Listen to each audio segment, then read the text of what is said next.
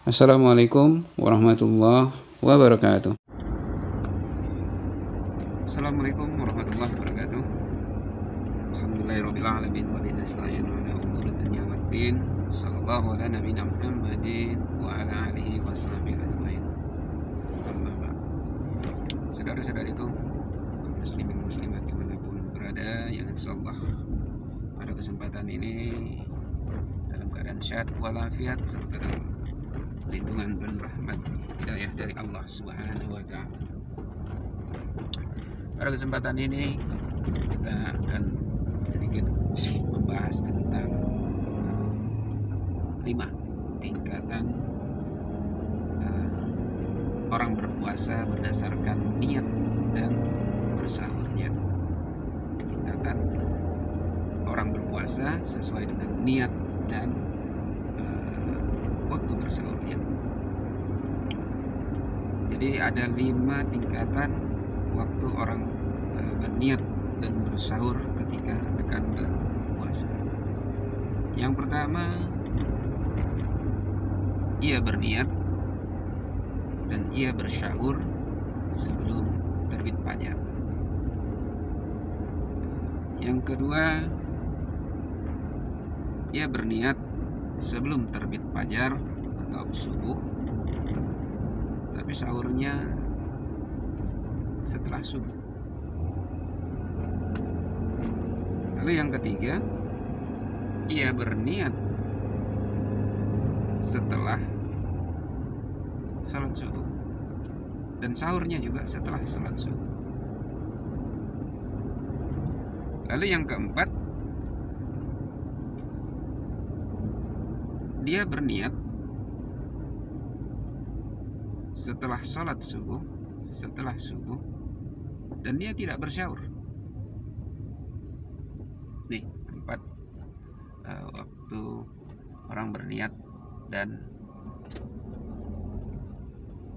bersahur ketika akan berpuasa.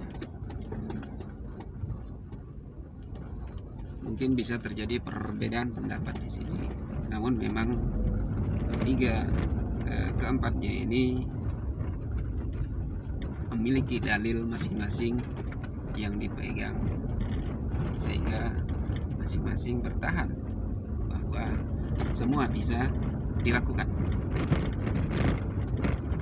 Yang pertama, ia bersahur. Dia berniat dan bersahur sebelum terbit fajar. Kalau ini memang banyak dalilnya yang menyebutkan hal ini.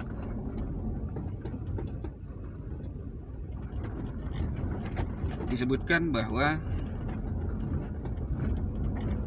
dari Nabi Sallallahu Alaihi Wasallam, ini ada di Sunan An-Nasa'i nomor hadis 2291, di mana Nabi Sallallahu Alaihi Wasallam bersabda, barang siapa yang tidak berniat puasa pada malam hari sebelum terbit fajar, maka tidak ada puasa baginya atau tidak sah baginya berpuasa. Jadi ini yang berniat dan bersahur sebelum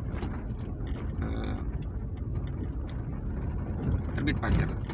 Dan ini banyak hadis yang menyebutkan hal ini, di mana bahwa azan Bilal dilakukan masih fajar, yaitu fajar gajib, dan tidak bermaksud memberitahukan masuknya waktu fajar atau waktu subuh.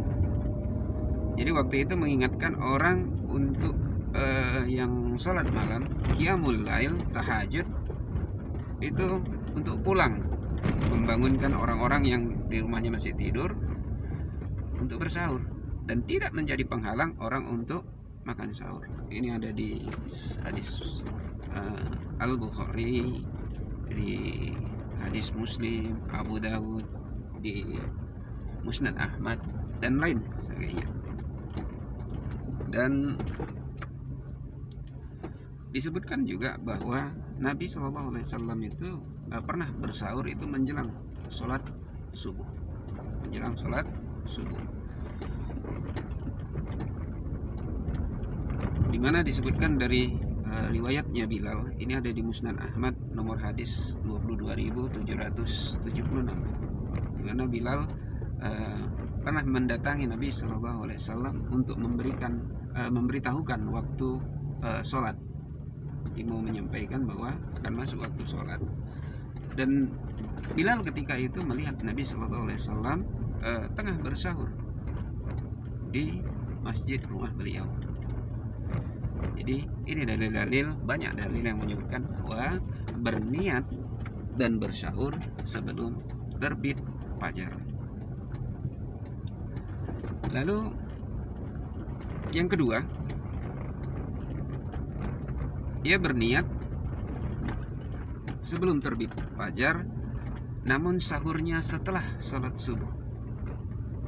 Setelah sholat subuh.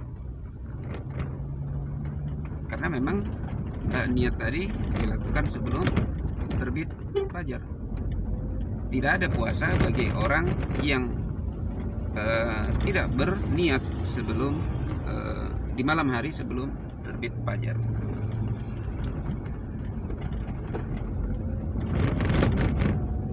Dan terdapat dalil-dalil yang menyebutkan bahwa Nabi Shallallahu Alaihi Wasallam itu pernah bersahur di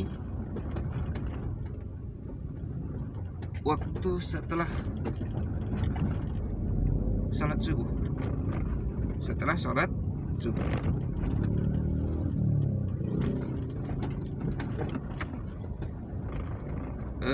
Disebutkan bahwa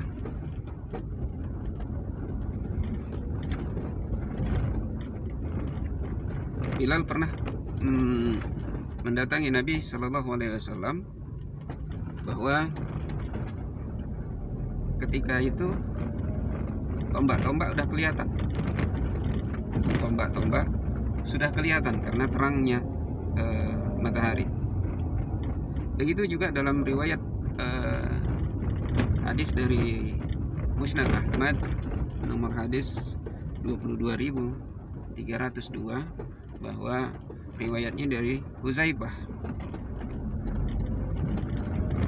Ketika itu Bilal mendatangi Nabi Shallallahu Alaihi Wasallam saat beliau tengah makan sahur, dan aku bisa melihat tombak-tombakku. Lalu Huzaifah bin Al-Yaman bertanya, apakah sesudah subuh? Bilal menyebutkan setelah subuh. Hanya saja matahari belum terbit. Hadis ini menggambarkan bahwa seorang yang berniat sebelum terbit fajar, sebelum azan subuh, ia masih bisa melakukan berpuasa meskipun sholat subuhnya, meskipun bersahurnya itu dilakukan setelah sholat subuh. Hanya saja memang sholat subuh dikerjakan terlebih dahulu, namun sepanjang matahari belum terbit. Dan ini sudah pernah kita jadikan bahasan sendiri, lengkap dalil-dalil secara keseluruhan yang menyebutkan bahwa dibolehkannya bersahur setelah sholat subuh sepanjang belum terbit matahari. Ini yang kedua. Lalu yang ketiga ini bahwa ia berniat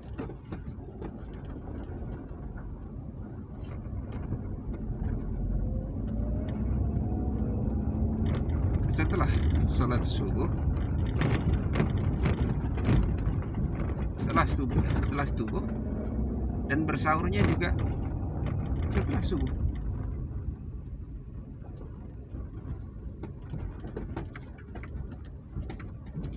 Karena berpegang pada hadis yang sama tadi, bahwa Nabi Shallallahu Alaihi Wasallam pernah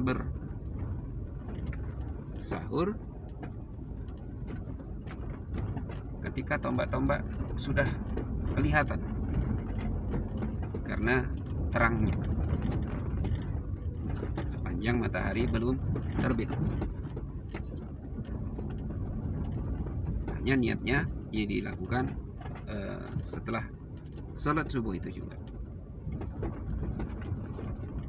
Namun ini perlu kehati-hatian, karena memang ada hadis yang menyebutkan bahwa Nabi Shallallahu Alaihi Wasallam pernah menyebutkan bahwa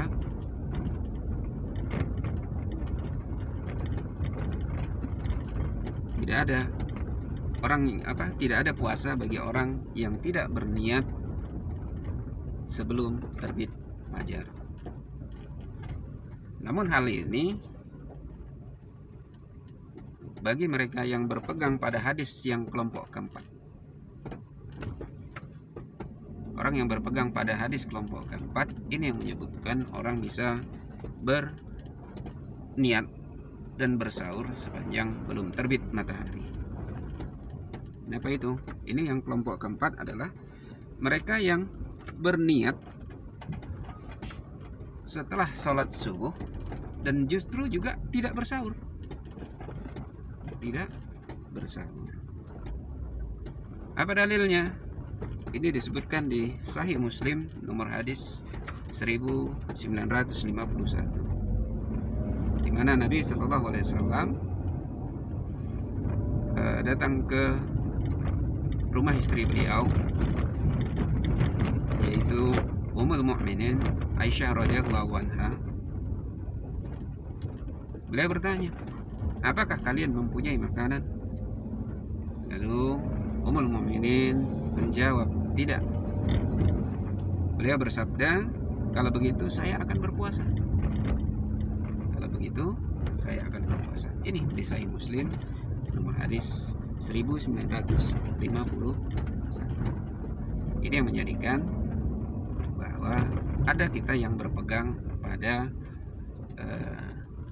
hadis ini yang membolehkan kita berpuasa, berniat setelah salat subuh, dan juga tidak bersahur.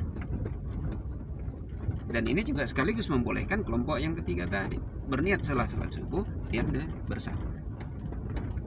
Jadi penggabungan antara kelompok kedua dan kelompok keempat ini. Namun yang kelompok keempat ini, jika kelompok tiga tadi itu bisa perlu kehati-hatian, karena ada hadis yang melarang tadi bahwa niat itu sebelum fajar. Tidak ada puasa bagi orang yang berniat setelah terbit fajar. Hati-hati yang kelompok ketiga. Sementara di kelompok keempat ini dua hadis yang dia perlu berhati-hati. Yang pertama ya tadi niat, bahwa tidak ada barang siapa yang berpuasa tidak berniat sebelum terbit fajar, maka tidak ada puasa baginya. Ini hadis yang pertama. Untuk kelompok keempat tadi, dia tidak berniat, dia berniat dan tidak bersahur juga setelah sholat subuh. Jadi hadis yang perlu diperhatikan tadi, hadis tentang niat tadi. Karena niat orang berpuasa itu dilakukan sebelum terbit fajar, dan tidak ada puasa bagi orang yang berniat setelahnya. Itu hadis yang pertama yang perlu kehati-hatian. Baru hadis selanjutnya yang perlu diperhatikan bagi orang yang kelompok keempat ini, mereka tidak bersahur, bahwa banyak hadis-hadis yang menyebutkan bahwa larangan untuk kita tidak berpuasa, larangan orang yang bersahur. Karena disebutkan Nabi Shallallahu Alaihi Wasallam, faslu ma baina siyamina wa siyami ahlil kitab aqallahu sahar. Rasulullah Shallallahu Alaihi Wasallam bersabda, perbedaan antara puasa kita dengan puasanya ahli kitab adalah makan sahur.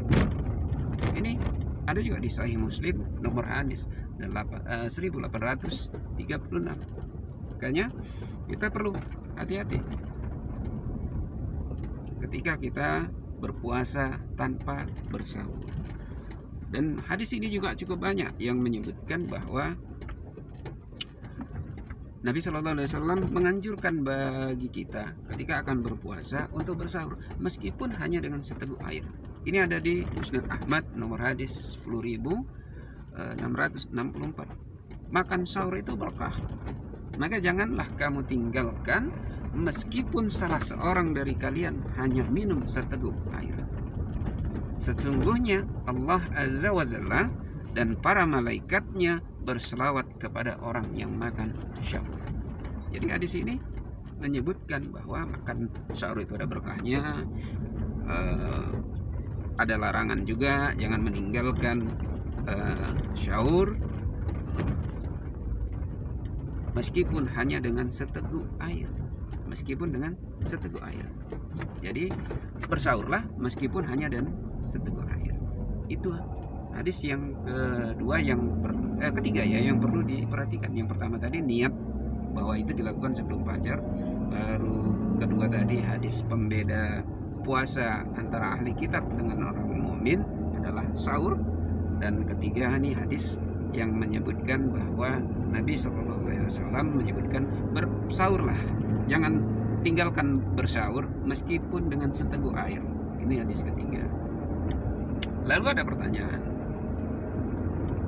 bukankah Nabi SAW di hadis yang kelompok keempat tadi menyebutkan bahwa Nabi berpuasa namun tidak bersahur, karena beliau mendatangi rumah Ummul Mukminin menanyakan apakah ada makanan dan ternyata tidak ada, maka aku akan berpuasa. Lalu apa yang berkaitan dengan ini?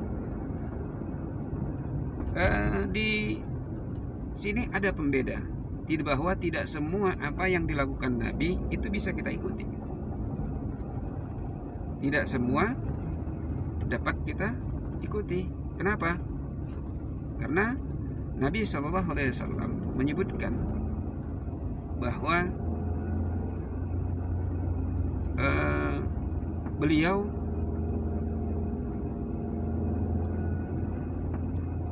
pernah berpuasa tapi tidak bersahur, dan ini ditanyakan oleh sahabat. Ini ada di Musnad Ahmad nomor hadis 10.633 dari riwayatnya Abu Sa'id Al-Khudri radhiyallahu anhu, bahwa ia mendengar Nabi SAW bersabda, janganlah kalian berpuasa wisol, namun jika kalian berpuasa wisol, cukuplah ia sampai waktu syahur. Ini puasa wisol. Dan para sahabat berkata, engkau sendiri melakukannya ya Rasulullah. Beliau bersabda, sungguhnya aku tidak seperti kalian di waktu malam. Aku mempunyai zat yang memberi makan dan memberi minum.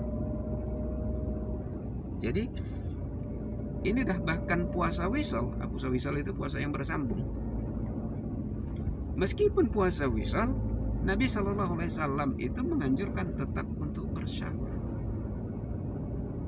Ketika disebut beliau juga melakukan tidak bersahur, Nabi menyebutkan, sungguh aku tidak seperti kalian.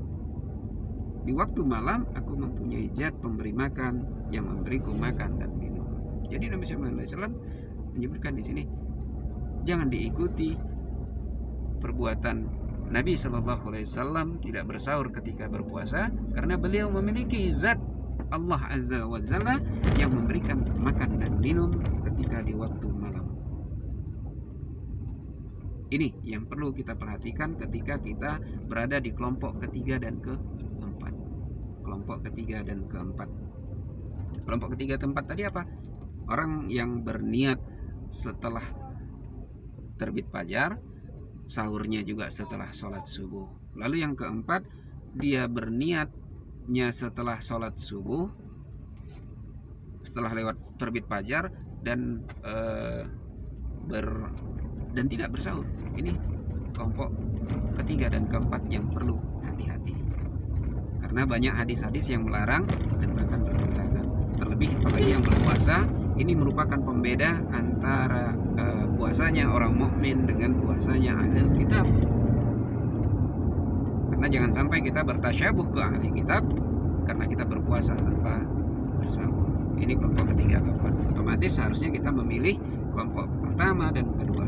Berniat dan bersahur itu dilakukan sebelum terbit fajar. Dan setidaknya kalaupun tidak bisa ataupun ketinggalan karena kesiangan ataupun dan lain sebagainya, bisa juga niat dilakukan sebelum terbit fajar, sebelum azan subuh, tapi sahurnya itu bisa dilakukan setelah sholat subuh sepanjang matahari belum terbit. Ini yang terbaik, dua yang terbaik waktu bersahur. Dan di kita di Indonesia mungkin ada juga yang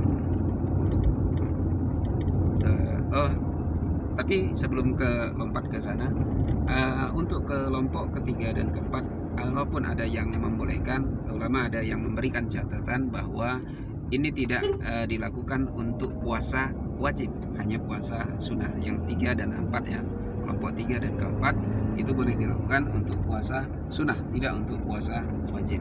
Sedangkan kelompok 1-2 itu boleh di puasa wajib.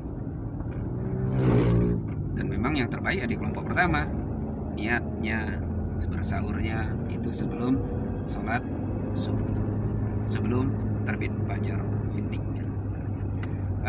Kembali bahwa di kita di Indonesia memiliki kebiasaan bahwa kita itu berniatnya, bersahurnya bahkan itu jauh sebelum terbit fajar, jauh sebelum terbit fajar. Bahkan kadang niatnya kita ketika sholat malam, ketika mau tidur, ketika selesai sholat tarawih, di situ berniatnya. Lalu sahurnya pun kita menjelang jauh sebelum sebelum sholat subuh. Bahkan mau kadang 2 jam sebelum subuh, sebelum terbit fajar kita udah bersahur.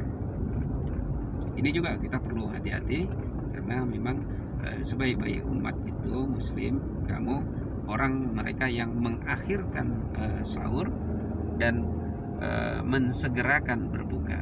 Ini sebaik-baik muslim itu ya ketika mereka mengakhirkan sahur, mensegerakan berbuka. Dan di Indonesia juga ada kekhasan bahwa bagaimana orang kita ya itu rata-rata sering berniat bersahur itu sebelum imsak. Padahal sebenarnya imsak dengan berpuasa itu hampir sama. Imsak itu karena menahan. Dan imsak di kita itu, dan hanya di Indonesia nih rata-rata, imsak itu sekitar 10 menit sebelum terbit fajar, sebelum azan subuh. Jadi kita banyak yang berpatokan kepada ke situ. Niat dan berhentinya sahur itu ditandai dengan waktu imsak 10 menit sebelum terbit fajar. Ini juga perlu kita perbaiki, karena dalilnya bahwa menyebutkan bahwa batas waktu sahur itu ya terbit fajar, bukan imsak, bukan waktu imsak yang 10 menit sebelum terbit fajar tadi. Karena ini berkaitan dengan hadis yang tadi yang menyebutkan sebaik-baik kita itu ya sebaik kita itu orang yang mengakhirkan bersahur lalu mensegerakan berbuka. Mengakhirkan bersahur ya sama seperti hadis yang dari riwayat Bilal yang menyebutkan bahwa ketika beliau memberitahukan waktu sholat, beliau melihat Nabi SAW tengah bersahur di masjid rumah, di masjid. Jadi ini yang perlu menjadi perhatian kita. Jadi sebenarnya ada bisa 5 tingkatan ya kalau kita buat kali 5 tingkatan. Yang pertama tadi berniat dan bersahur sebelum terbit fajar, ini yang terbaik. Nggak bisa juga minimal tapi berniatnya sebelum terbit fajar lalu bersahurnya setelah terbit fajar, namun sepanjang belum terbit matahari. Lalu yang ketiga tadi, tapi dengan banyak catatan, dan ini hanya boleh di puasa sunnah, bahwa ulama menyebutkan ini jangan di puasa sunnah mereka yang berniat dan bersahurnya setelah salat subuh sebelum terbit matahari, lalu mereka yang berniat tapi tidak bersahur ketika akan berpuasa. Banyak catatan hadis untuk hal ini, jadi perlu hati-hati. Ulama tadi menggambarkan bahwa untuk tidak dilakukan pada puasa wajib, hanya pada puasa sunnah. Dan yang kelima tadi, ada kekhasan di kita Indonesia yang sebenarnya ini dilakukan niat dan sahurnya dilakukan sebelum terbit fajar, namun terlalu jauh waktunya dari terbit fajar. Ini kelompok yang kelima. Mungkin itu aja yang bisa kami sampaikan. Mudah-mudahan bermanfaat bagi kita semua, khususnya bagi kami sendiri. Dan kami juga mohon maaf, mungkin banyak perkataan yang salah dan khilaf. Kami sadar bahwa kami adalah makhluk yang dhaif, tidak luput dari kesalahan dan hilaf. Kebenaran datangnya dari Allah, kesalahan dan hilaf datangnya dari kami sebagai hamba yang dhaif. Billahi taufiq wal hidayah. Assalamualaikum warahmatullahi wabarakatuh.